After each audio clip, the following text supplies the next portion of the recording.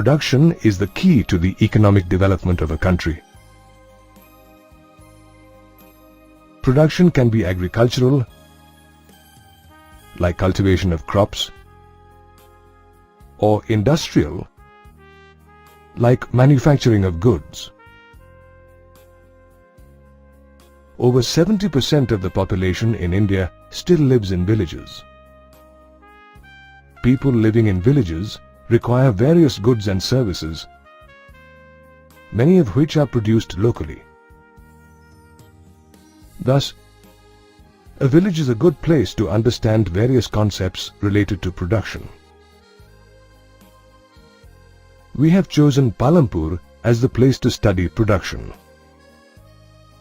Pallampur could be in any part of India, from Jammu and Kashmir to Kerala, Gujarat or Assam.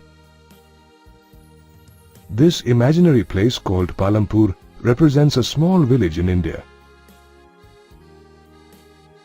Pallampur is pretty well connected by road.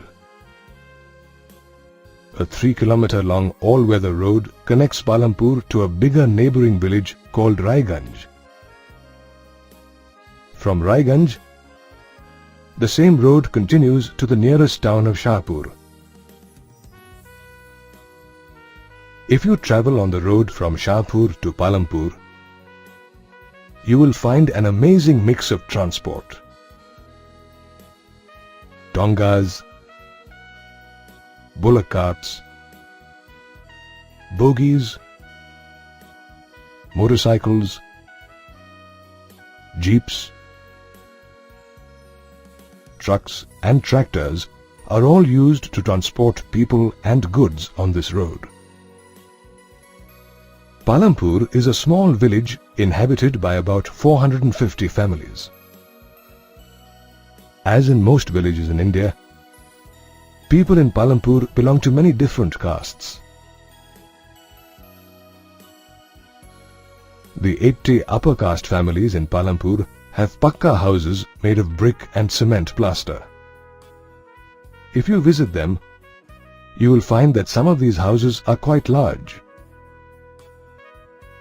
The Dalits account for about 1/3 of the total population of Pallampur.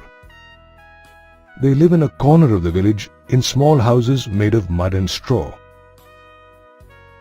Pallampur is one of the increasing number of villages in India that have electricity. Most houses in Pallampur have electricity connections. Electricity is also used to run tube wells in the fields and support local businesses. You may be surprised to know that in many villages in India, children walk several kilometers to reach their school. However, children in Pallampur are lucky. Pallampur has 2 primary schools and 1 high school where the children can study. The residents of Pallampur also have access to good healthcare services. A government-run primary healthcare center and a private dispensary take care of the sick. So you see, Pallampur is a pretty little village where people have good access to road connectivity, transport, education, electricity and healthcare services. Now let us take a look at the production activities that people in Pallampur are engaged in. Like most villages in India, agriculture is the main occupation in Pallampur. However, all farmers in Pallampur are not equally fortunate. The 80 upper caste families own a majority of the cultivated land in Pallampur. The other farmers either own small plots of land or are landless and work as laborers in the fields of the wealthy landowners. If you think all people in villages are farmers, you are not quite correct. Just like other villages in India, people in Pallampur are engaged in several non-farming activities like shopkeeping, dairy, small-scale manufacturing, and transport services. All these production activities require natural resources like land and water,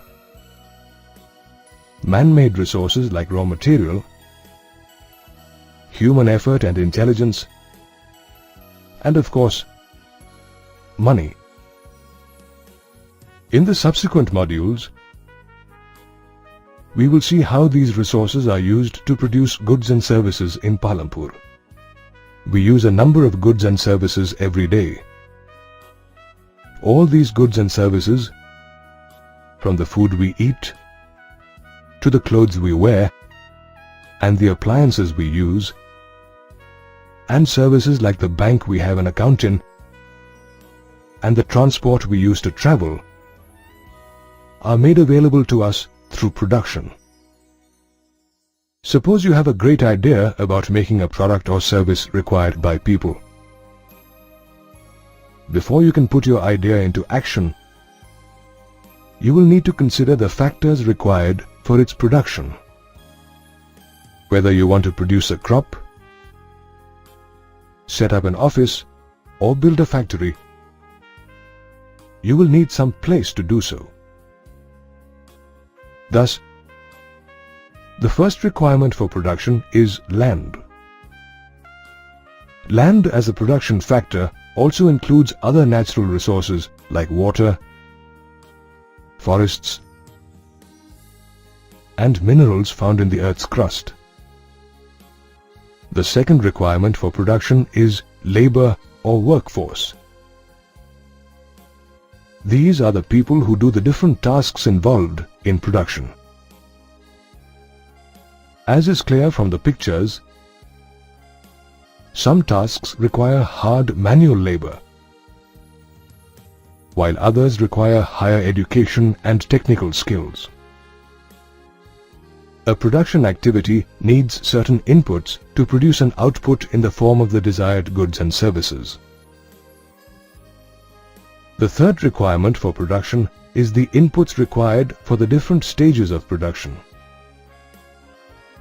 These inputs are called physical capital or simply capital. The most important factor here is the entrepreneur, who is willing to risk his capital to start a production activity. Physical capital includes inputs like machinery and tools, money and raw material required for production. Some inputs like the building of a factory and the tools and machinery installed in it can be repeatedly used for production year after year. They do not get used up in production. Such inputs are called fixed capital. Note that fixed capital can vary from a simple plough used by a farmer to a sophisticated laptop computer. Inputs like raw material and the money used for buying it, paying electricity bills and the wages of workers, etc., get used up in the production activity. These inputs are called working capital and are required every time the production activity takes place. Let us take the example of a potter to understand the difference between working capital and fixed capital. The potter uses money to buy clay. The potter uses the clay to make pots. Money and clay get used up in the production of pots. Hence, these are his working capital. However, the potter's wheel can be used again and again to make pots. It does not get used up in the production of pots. Thus, it is his fixed capital. The fourth requirement of production is human capital. Human capital is the knowledge and effort that is put in to arrange for the other factors like land, labor, and physical capital to start the production of goods or services. Thus, land, labor, physical capital, and human capital are the four requirements or factors of a production activity. As is the case in most Indian villages, The main production activity in Pallampur is farming. Around 75% of the working population in Pallampur is engaged in farming. These include farmers and farm laborers.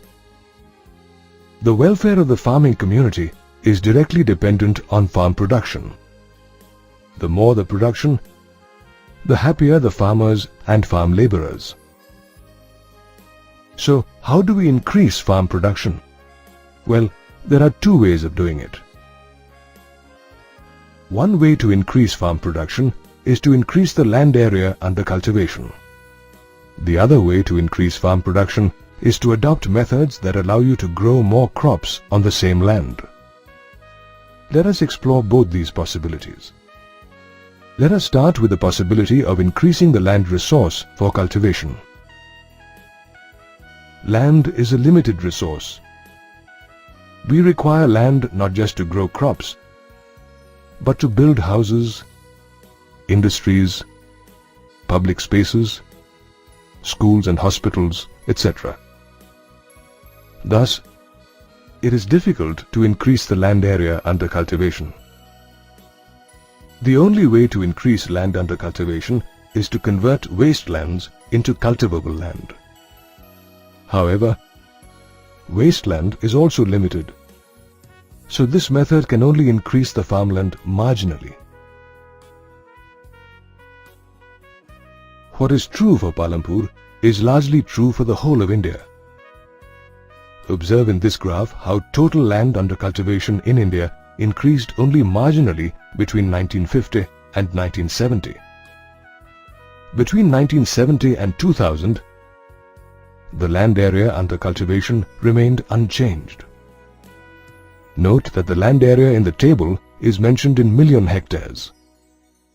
Hectare is the standard unit of measuring land area and is equal to the area of a square having a side of 100 meters. Thus, 1 hectare is equal to 10,000 square meters. Since we cannot substantially increase the land area under cultivation, let us see how we can grow more crops on the same land to increase farm production. You can grow more crops on the same land in two ways. You can either adopt multiple cropping or use modern farming methods. Let us discuss both these ways in detail. Let us start with multiple cropping. Farmers in Pallampur grow jawar and bajra during the monsoon or kharif season. These crops are used as cattle feed. After harvesting jawar and bajra, the farmers grow potato in their fields between October and December. After the potato harvest, the farmers sow wheat in the winter season, which they harvest before the monsoon the next year. A part of the land in Pallampur is used to grow sugarcane that takes about a year to grow. Thus, in a period of 1 year, farmers in Pallampur grow 3 crops on the same land. This method of growing 2 or more crops on the same land in a year is called multiple cropping. Farmers in Pallampur can grow multiple crops in a year because they are not dependent on rains for irrigation. They have access to electric-powered tube wells to irrigate their fields. All villages in India are not as fortunate as Pallampur. Less than 40% of the cultivated area in India is irrigated and is primarily in the northern and coastal plains. In regions like the Deccan Plateau, farmers are still largely dependent on rainfall for cultivation. Now let us learn about modern farming methods to increase farm production and how these methods are different from traditional methods of cultivation. Before we proceed, let us understand how farm production is measured. Farm production is measured as yield, which is the total quantity of crop produced on a piece of land in 1 year. Till the 1960s, crops were grown using traditional seeds that required less irrigation and grew well with natural manure made from cattle dung. traditional farming is less expensive as the farmer does not have to buy too many things, but it produces a lower yield of crop. The Green Revolution in the 1960s introduced modern farming methods that used high-yielding varieties, or HYV, of seeds that required a lot of water, and the application of chemical fertilizers and pesticides. Modern farming is more expensive as the farmer has to purchase HYV seeds, fertilizers and pesticides, and also has to pay for electricity and for the installation of tube wells for irrigation. However, the crop yield is very high as compared to traditional farming. With increasing yield, big farmers invested in farm machinery like tractors and harvesters. These machines speeded up the work, but increased the farmer's expenditure on fuel and maintenance. The high-yield seeds used in modern farming produce more grain on each plant as compared to traditional seeds. This is how farmers get a higher yield through modern farming. Farmers in Punjab, Haryana and western Uttar Pradesh were the first to adopt modern farming methods in India, and their yield got more than doubled.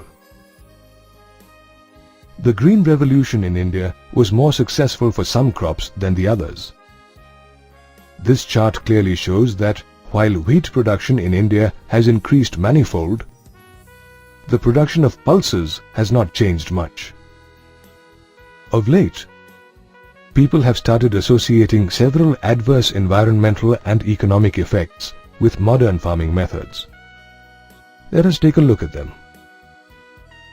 Prolonged use of large quantities of chemical fertilizers and pesticides kills useful bacteria in the soil, leading to soil degradation and a decrease in the natural fertility of soil. Chemical fertilizers and pesticides percolate through the ground to pollute the precious groundwater resources. Excessive use of groundwater for irrigation through tube wells has reduced the water table in many areas. With decreasing soil fertility, farmers are forced to use more and more fertilizers to maintain their production levels.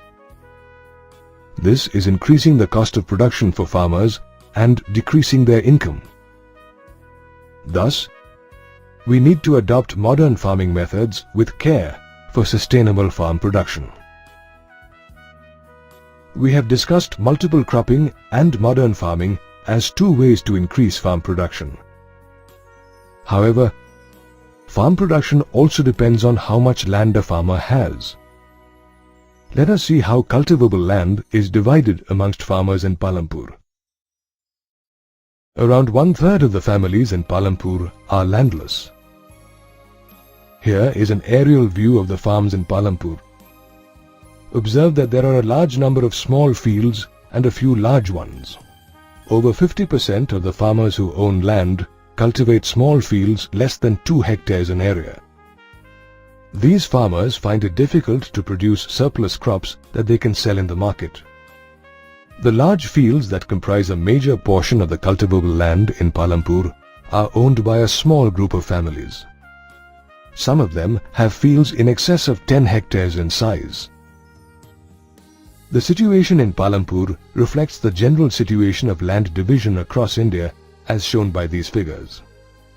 Across India, 80% of the farmers are small farmers who cultivate only 36% of the total cultivable land in the country. In comparison, 20% of medium and large farmers own 64% of the total cultivable land in India. Division of land through succession and inheritance is another reason for many farmers having smaller fields. Take the example of Sujan Singh.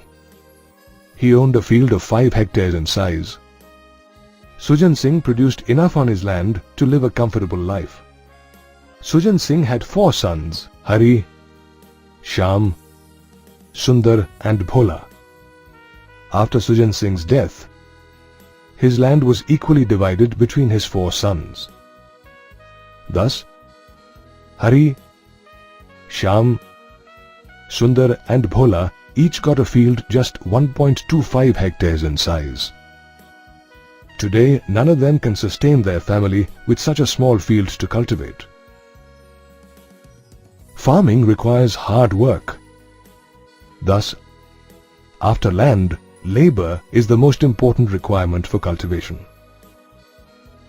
Small farmers work in their own fields with the help of their families. Medium and large farmers hire landless workers or small farmers to work in their fields in exchange for small wages or a small share of the crop. Farm workers find different kinds of work like sowing, planting, harvesting and threshing at different times of the year. They may be employed on daily wages or for a whole year. Farm laborers lead a difficult life. Most of them have loans to repay. There is no job security, and payments are much less than the government stipulated 60 rupees per day. With farm machines taking over most of the manual work done in the fields, farm laborers find it increasingly difficult to find jobs. Many of them migrate to other states to find work. Along with land and labor, the third important requirement for farming is the capital or money required for cultivation. We have already seen that modern farming methods require a farmer to spend more on farming. A farmer can earn money only by selling his produce. Small farmers grow just enough crops to feed their families. They are left with little or nothing to sell to arrange for the capital required to grow another crop. Thus, small farmers in Pallampur are forced to borrow money from big farmers or local money lenders. Besides paying a high rate of interest, small farmers also have to work as farm laborers for large farmers to repay their loan. The large farmers, on the other hand, produce a lot more than their own requirement. The large farmers in Pallampur sell their surplus wheat to traders in Raiganj at a good profit. The large farmers deposit their money in banks or lend it to small farmers. The large farmers also use their surplus profits to acquire new fixed capital assets like farm machinery. The large farmers are also investing money in non-farming activities like transport and shops. Thus, while the rich are getting richer, the poor are getting poorer in Pallampur. Like most villages in India, farming is the main production activity in Pallampur. However, 1/4 of the population of Pallampur is engaged in non-farming activities like shopkeeping, dairying, manufacturing, and transport. Let us learn more about these activities. The moment you get down at Pallampur bus stop, you will see small eatery shops and tea stalls set up by people in open spaces outside their houses. Further into the village, you will find some shopkeepers who buy goods from wholesalers in Shahpur and sell them in Pallampur. You can get all things of daily use like groceries, fruits and vegetables, toiletries and stationery items in the shops at Pallampur. Meet Karim. He found that a large number of students from Pallampur who attend college at Shahpur also take computer classes there. So, Karim started a computer training center in his house at Pallampur. Karim bought a few computers and hired 2 computer literate women from the village. Now, a good number of students attend classes at his computer training center. Let us move on to dairy. Several people in Pallampur are engaged in dairy activities. Buffaloes in these dairies are fed jawar and bajra grown in Pallampur itself. Milk from the dairies in Pallampur is transported daily to Raiganj. Some traders from Shahpur have set up collection centers and chilling plants at Raiganj, from where milk is supplied to other towns and cities. Now let us look at manufacturing. When we talk about manufacturing, we immediately think of large factories and production plants in industrial towns and cities. However, in villages like Pallampur, manufacturing happens at a much smaller scale, using simple and often traditional methods. Several families in Pallampur are engaged in small-scale manufacturing activities like making handicrafts, weaving cloth and baskets, and making candles. All members of the family contribute to the manufacturing activity, and outside labor is rarely hired.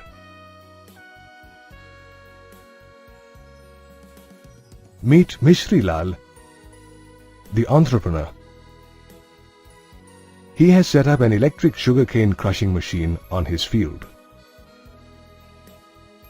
This machine offers many advantages over the traditional method of crushing sugarcane using bullocks. Mishri Lal buys sugarcane from other farmers in Pallampur and makes jaggery from it. He sells the jaggery to traders in Shahpur at a small profit. Coming to transport, Pallampur is connected by an all-weather road to Raiganj and Shahpur. A number of people in Pallampur are engaged in transporting goods and people along this route, using a variety of vehicles like cycle rickshaws, tongas, bullock carts,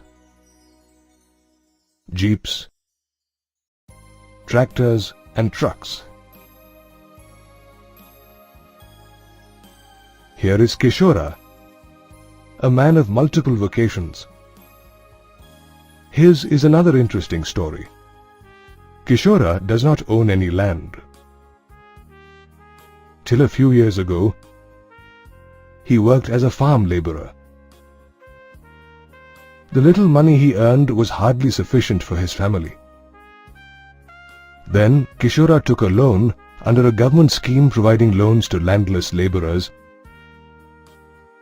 and bought a buffalo. He now sells dairy products for a living.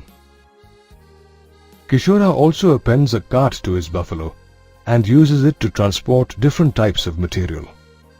Every month, Kishora earns some extra money by transporting all kinds of material, from clay for the village potter to jaggery for traders in Shahpur. Kishora's financial condition is much better now. Let us conclude by looking at the table showing the nature of capital and labor used for the production of goods and services in Pallampur by Karim, Mishri Lal and Kishora.